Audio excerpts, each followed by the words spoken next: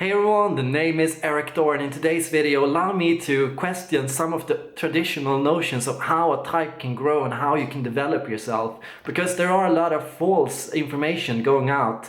Especially I got asked yesterday because a lot of people seem to have this belief that you are supposed to develop your weaker functions. However, this is not something Jung argued for, and this is not something that is a good recipe for health.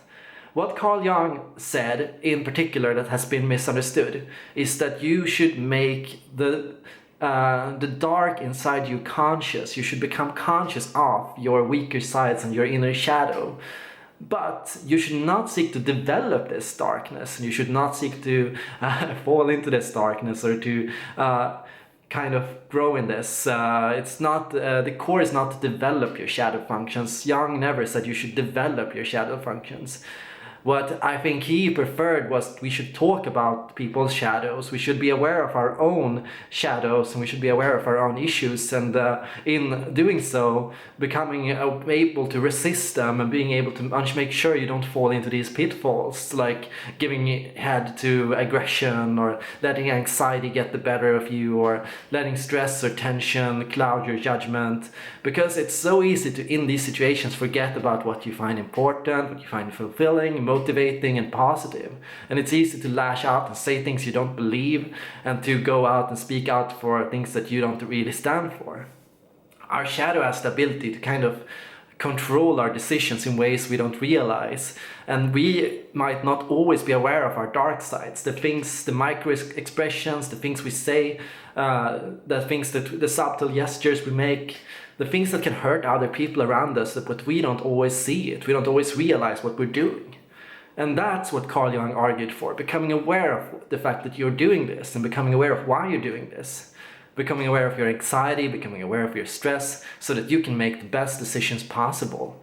And at New Young Academy, we are one of the only projects that are actually talking about and trying to actually provide resources for people who are interested in becoming more aware of their darker sides.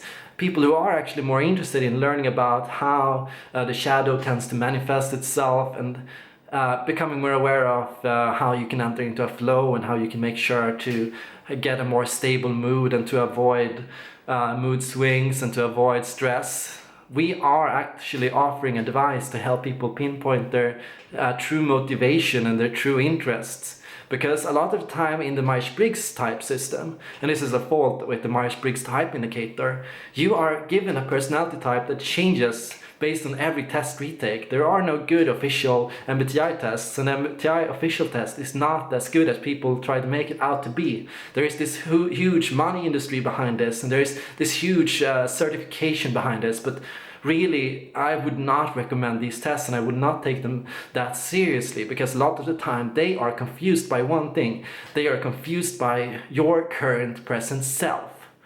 They focus too much on your career, your gender, your academic background, and they use this too much to track your personality type. So much that they are stereotyping you based on what you have been forced to do at the moment, the workplace you've been forced into, the career you've had to adapt to, the situation of the people you have in your life. You might be dealing with a lot of stress, you might be having a lot of issues, and then getting the type result INFJ or INTP telling you that you are a moody or depressed person. That's just cementing this. It's like telling someone, oh, you got into this bad job and you had to deal with this bad environment just because of your personality type. But that's also why a lot of people are turned off the MBTI. Initially, this can feel really reassuring, like the first month you get this result and wow, I'm understood, someone gets me. But then a few months later, you're left hanging with that one question. But what do I do now? I don't like myself as I am right now. I don't like the situation I'm in. I'm not sure I want to be that scatterbrained person. I'm not sure I want to be that reckless person. I want to develop, I want to grow. And then, how can you do this? Often, the advice people give is to seek balance. This is a blanket statement for growth a lot of people give. You need balance to be happy. But the balance of what? And what is balance? I had this idea that balance was the key to growth when I was 11. But then when I turned 13, I was able to analyze my own theory of balance, this balance psychology I called it, and realized, but what is balance? There is no, there is no balance point. It depends on what you see as extreme, what you see as less.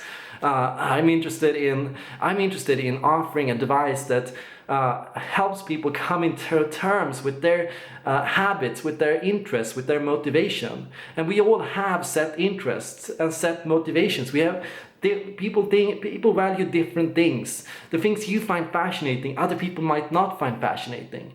And so if you are forcing yourself to go into other people's passions and fascinations while neglecting your own hobbies or interests, that can lead to serious issues in your life. Issues with lack of energy, lack of motivation, issues with more stress and more anxiety. And so this is the problem that Neo-Jungian Academy has noticed. How people are kind of being told that being stressed, tense, being angry, being anxious, being moody is a part of your personality type, and really it's not. You are not genetically doomed to being a certain type. That's not how genetics work. If there is something as an unchanging personality type influenced by genetic resources, and I believe this is true, the genetics don't control your behavior. It's not genetics that makes you hurt someone. It's not genetics that makes you sad. But genetics is kind of this information resource, like an emotion or like an impulse or an instinct, a need inside of you. It can be a need for downtime, need for centering, need for calm, need for caution, need for control, need for adaptation, need for flexibility.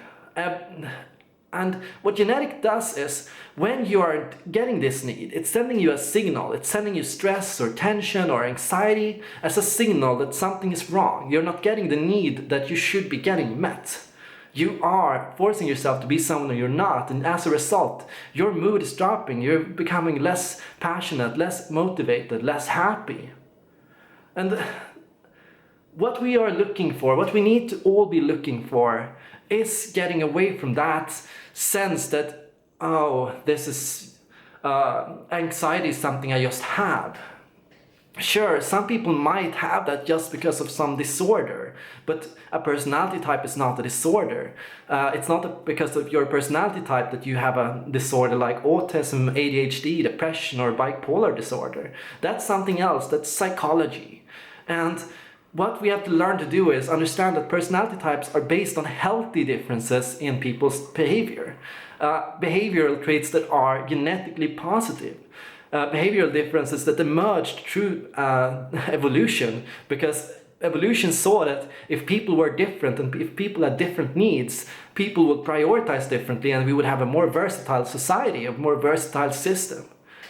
And the only extent that defines how happy a personality type is how adapted a type is to the certain society or the certain system we live in. Because the system might be badly adjusted to certain personality types or certain needs, some types might struggle more than others, but that's not because of their type, that's because of the system. So let's refocus the issue to the system, not to the people, not to the personality types. That is my thought on personal growth and personal development. I hope you enjoyed this video. If you did, leave a like, share, subscribe, or don't. I'm okay with that, completely okay with that. That's all for now. I hope you enjoyed this video, and may your neurons be with you.